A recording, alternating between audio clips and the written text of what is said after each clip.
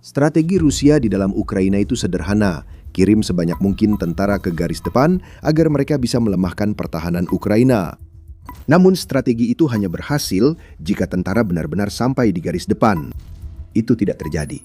Sesuatu membunuh 90% tentara Rusia sebelum mereka sampai ke posisi yang diinginkan Putin untuk mereka capai. Para tentara tewas sebelum sempat menembak karena sudah dilumpuhkan sebelum pertempuran dimulai. Yuri Kochinov mengungkapkan semuanya.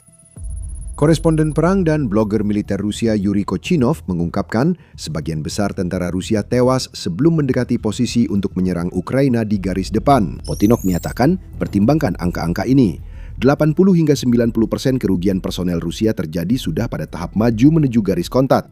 Bukan di garis kontak, hanya saat maju mencapainya. Dengan kata lain, lanjut Kochinov, 8 atau 9 dari 10 tentara rata-rata 85% tewas dalam perjalanan tanpa pernah bertempur dengan musuh atau bahkan melihat mereka. Dengan beberapa kata, Kochinov telah mengungkap kanker yang melanda militer Rusia. Lebih dari 1,31 juta tentara Rusia tewas atau terluka dalam perang. Banyak di antaranya belum pernah melihat musuh mereka. Anak buah Putin bertarung melawan hantu, diperintahkan maju ke lokasi yang tak akan pernah dicapai dan diakhiri di wilayah belakang tanpa menembak satu peluru pun. Tidak ada gunanya pelatihan. Persiapan tidak berarti apa-apa bagi hingga 90% pasukan Rusia. Mereka ada semata-mata untuk mati di tangan musuh yang bahkan tak bisa mereka lihat. Dan seperti yang akan segera kamu pelajari, musuh itu tidak selalu Ukraina. Kadang musuh justru sangat dekat dengan rumah.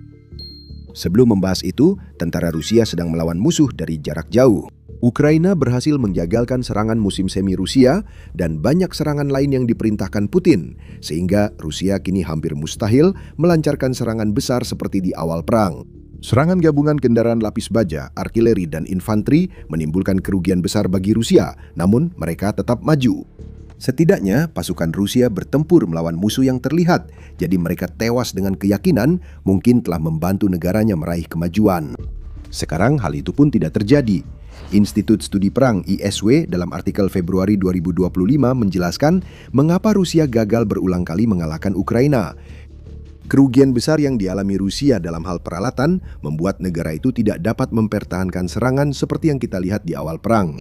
Bahkan saat itu, analis ISW Christina Harwood sudah memprediksi bahwa Rusia tidak akan mampu melanjutkan upaya perang yang berkelanjutan melawan Ukraina kecuali mereka melakukan mobilisasi untuk mendapatkan lebih banyak personel. Mobilisasi itu belum terjadi sampai sekarang. Namun, hal ini makin mungkin karena strategi Ukraina menewaskan hingga 90% tentara Rusia sebelum ke garis depan. Strategi itu didasarkan pada satu fakta jelas. Ukraina terus beradaptasi, sementara Rusia hanya mampu mengirim lebih banyak pasukan tumbal ke pertahanan yang makin sulit dijangkau. Perang kini berubah, melampaui perhitungan Rusia. Pada 2022 dan 2023, serangan dengan banyak kendaraan lapis baja masih mungkin dilakukan. Banyak kendaraan lapis baja hancur, tapi Rusia tetap unggul karena jumlahnya banyak dan terus maju. Tahun 2024, kendaraan lapis baja mulai tergantikan kendaraan lebih lincah seperti sepeda motor. Dengan cara itu, Rusia tetap bisa maju. Pada 2025, sepeda motor mulai kurang efektif. Namun Rusia tetap mengirim tentaranya lewat hutan dalam kelompok infiltrasi kecil. Pada saat itu, seorang tentara Rusia sangat beruntung jika bisa mencapai target mereka. Pada tahun 2026, sebagian besar dari mereka tidak berhasil. Alasan utamanya dapat dirangkum dalam dua kata yang menggambarkan apa yang diciptakan dan dikuasai Ukraina selama 4 tahun perang, zona maut. Seiring Ukraina meningkatkan teknologi drone-nya, zona maut yang sebelumnya sudah membentang bermil-mil di luar garis depan, kini menjadi semakin dalam dan lebih efektif. LRT membawa kami masuk ke dalam zona maut itu dalam sebuah laporan pada 17 Maret, menjelaskan bahwa karena zona-zona inilah, kini bahkan tidak ada lagi garis depan yang jelas bagi tentara Rusia untuk dicapai di sebagian besar wilayah Ukraina. LRT menjelaskan, zona maut ditentukan oleh jangkauan drone. Pada awal perang, ketika Rusia mencatat kemajuan paling besar, drone FPV hanya bisa terbang sekitar 5 hingga 7 km atau 3,1 hingga 4,3 mil. Zona maut masih berbahaya, tapi tentara Rusia kini hanya perlu menempuh jarak lebih pendek. Dan dengan hampir tidak ada ancaman terhadap wilayah belakang pasukan Rusia, pasukan Putin masih bisa maju. Lalu, sesuatu pun berubah. Drone Ukraina kini lebih kuat dan berjangkauan lebih jauh. Zona maut yang dulu membentang beberapa mil kini menjadi wilayah luas di Ukraina yang jadi tanah tak bertuan akibat kehadiran drone. Jangkauan drone FPV kini mencakup area hingga 15 km atau 9,3 mil dari garis depan, membuatnya jadi perangkap maut bagi tentara Rusia. Namun situasi bagi tentara Rusia bahkan semakin memburuk. Akhir 2025 hingga awal 2026, Ukraina menambah drone jarak menengah ke persenjataannya. Drone Ukraina kini mampu menyerang lebih jauh ke area belakang pasukan Rusia dibanding sebelumnya. Di sejumlah wilayah, drone Ukraina menciptakan kekacauan hingga lebih dari 144 km atau sekitar 90 mil di belakang garis depan. Rusia kini menghadapi masalah ganda. Orang-orang yang coba mereka kirim ke garis depan dihantam habis oleh drone FPV. Di area belakang, tentara Rusia tewas di kamp pasukan dan konvoi. Ukraina menghancurkan pusat komando, kendali dan rantai pasokan logistik Rusia berkat drone yang kini bisa terbang lebih jauh dan menghantam lebih keras daripada di titik manapun sebelumnya dalam perang ini. Belum lagi pengawasan tanpa henti dari udara. Zona maut Ukraina yang luas mungkin membuat Anda mengira ada banyak titik buta bagi tentara Putin. Memang ada beberapa yang tak terhindarkan. Namun titik buta dijaga seminimal mungkin karena Ukraina terus mengerahkan gelombang drone pengintai secara bergiliran untuk memantau segala aktivitas di bawahnya. Drone-drone yang sangat jeli ini terbang sangat tinggi hingga tentara Rusia tak bisa melihatnya. Dan ketika ada sedikit saja tanda pergerakan, baik itu dari seorang tentara atau sebuah peralatan, rekaman langsung dikirimkan kembali ke operator drone Ukraina yang berada di belakang garis depan. Mereka menggunakan senjata yang diperlukan untuk mengatasi ancaman, sementara drone pengintai tetap mengawasi. Ukraina membuat semuanya menjadi lebih buruk lagi bagi Rusia dengan melancarkan serangan balasan yang cerdik saat pasukan Putin sama sekali tidak menduganya. Kami melaporkan pencapaian Ukraina dalam serangan balasan Februari terhadap Rusia. Menurut Kiev Independent, Ukraina berhasil membebaskan sekitar 480 km persegi atau sekitar 185 mil persegi, terutama di bagian selatan negara itu, dengan mendorong garis depan ke wilayah Rusia. Yang juga mengesankan namun jarang diberitakan adalah serangan Ukraina ke pasukan Rusia yang berkubu di posisi yang dianggap aman oleh pasukan Putin. Contohnya, tentara yang bersembunyi di hutan Serebryansky, Ukraina Timur, Desember lalu. Para tentara Rusia itu berada sekitar 6 mil di selatan pemukiman Krimina dan lebih dari 5 mil di timur garis depan. Mereka tidak punya alasan untuk percaya bahwa mereka menghadapi ancaman apapun dari Ukraina. Mereka bahkan tak berada di zona pembantaian, atau setidaknya itu yang mereka kira. Dalam sebuah serangan mengesankan yang menggabungkan infanteri, pasukan khusus, dan sejumlah besar drone, Ukraina benar-benar menghancurkan posisi Rusia yang berjarak bermil-mil dari garis depan. Kerugian Rusia diperkirakan mencapai 2.000 tentara.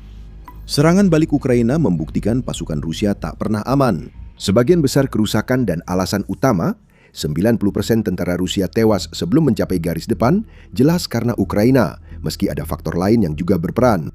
Musuh yang berasal dari dalam negeri bagi pasukan Putin adalah Rusia itu sendiri. Militer dan strategi negara juga berperan dalam kesulitan yang dihadapi tentara saat ini. Sebelum kita membahas lebih dalam tentang hal itu, ini adalah pengingat singkat bahwa Anda sedang menonton The Military Show. Anda belum berlangganan, sekarang waktu yang tepat untuk menekan tombol. Mari bicara strategi. Rusia telah mencoba melakukan penyesuaian kecil dalam serangannya, seperti yang kita lihat sebelumnya dalam peralihan dari serangan mekanis ke motor lalu ke infanteri. Penyesuaian ini bukanlah penyesuaian yang baik. Setiap penyesuaian membuat Rusia semakin lemah dari sebelumnya, tetapi tetap saja itu adalah penyesuaian. Namun satu hal yang sama dari semuanya adalah bahwa mereka melihat Putin dan para komandan yang tidak cakap memerintahkan para prajurit Rusia yang malang untuk terus maju. Apapun caranya dan biayanya, para prajurit harus maju terus. Mereka diperlakukan seperti sumber daya yang bisa dikorbankan, dan hal itu sama besarnya dengan apa yang dilakukan Ukraina menjadi alasan utama mengapa begitu banyak yang tewas di zona pembantaian. Rusia kini memasuki tahap awal serangan musim semi yang ditujukan untuk merebut Donetsk. Namun pasukannya hanya bisa didorong ke zona pembantaian Ukraina yang semakin meluas. Data bulan pertama serangan musim semi sudah menjelaskan segalanya. Pada bulan Maret, Rusia mengalami rekor 35.351 korban tewas dan terluka. Sekarang pikirkan, apa arti angka ini dalam konteks pengungkapan Kotinok? Dari 35.351 korban tewas dan terluka itu, hingga 31.815 diantaranya tidak pernah melihat garis depan. Mereka tewas sebelum pernah mencapai garis tersebut. Itu membuat Rusia hanya memiliki 3.536 tentara yang tewas saat benar-benar menyerang Ukraina. Ini bunuh diri strategis. Bahkan jika Anda berpikir pendekatan Putin yang menggunakan keunggulan jumlah tenaga manusia Rusia untuk melakukan perang habis-habisan melawan Ukraina adalah ide yang bagus, pendekatan itu hanya berhasil jika tenaga manusia tersebut benar-benar sampai ke garis depan dalam jumlah besar. Itu tidak terjadi, dan ketidakmampuan total Rusia untuk menemukan strategi mengatasi zona maut Ukraina adalah salah satu alasan utama mengapa itu tidak terjadi. Ketidakmampuan strategis Rusia justru memperkuat keberhasilan zona maut Ukraina. Tindakan Rusia lainnya bahkan mengejutkan tentaranya sendiri. Jika tentara tidak dipaksa menjalani mars kematian menuju garis depan yang tak akan mereka lihat, mereka tetap mati dengan cara lain. Bunuh diri dan eksekusi makin sering terjadi jauh di belakang garis pertahanan Rusia, menguras tenaga manusia yang Putin butuhkan agar serangannya efektif. Kisah tentang tentara Rusia yang bunuh diri menjadi semakin sering terdengar, dan terkadang bunuh diri itu disertai dengan mereka juga menewaskan orang lain. Pada Oktober 2025, Moscow Times melaporkan tentang seorang anggota militer Rusia yang menembak rekan sesama tentaranya sebelum mengarahkan senjata ke dirinya sendiri dan menarik pelatuknya. Ini terjadi di wilayah Moskow dan menunjukkan keputusasaan akibat kebrutalan militer Rusia pada mereka yang diperintah berperang. Distrik militer Moskow dari Kementerian Pertahanan Rusia menyebut semua ini kecelakaan. Mereka menyatakan seorang anggota militer melanggar aturan keselamatan senjata, menyebabkan penembakan. Laporan lain menyebut 5 tentara Rusia terluka dalam insiden itu. Itu terdengar lebih seperti aksi brutal daripada sebuah kecelakaan. Dan fakta bahwa kejadian itu diikuti dengan bunuh diri membuatnya semakin parah. Para tentara ini bahkan belum berada di dalam Ukraina dan mereka sudah tersingkir dari upaya perang Putin. Sebagian tewas oleh komandan mereka sendiri. Pada Februari 2026, sejumlah tentara Rusia mengatakan kepada BBC bahwa mereka melihat rekan mereka tewas oleh komandannya sendiri karena menolak masuk ke zona maut Ukraina. Seseorang mengaku melihat lubang berisi 20 jenazah tentara Rusia yang dieksekusi komandannya karena menolak perintah. Itu sudah cukup banyak tentara untuk membentuk beberapa unit infiltrasi kecil yang kini dipakai Rusia di Ukraina. Ini menunjukkan pendekatan Putin di militer sama brutalnya dengan perlakuannya pada prajurit yang jadi umpan meriam dan tewas oleh drone Ukraina sebelum ke garis depan. Sekarang pertimbangkan juga desersi. United 24 Media melaporkan pada bulan September lalu bahwa hingga 70.000 tentara Rusia diperkirakan akan melakukan desersi dari unit mereka pada akhir tahun 2025. Mereka adalah tentara yang selamat dari kematian brutal, asalkan tidak tertangkap.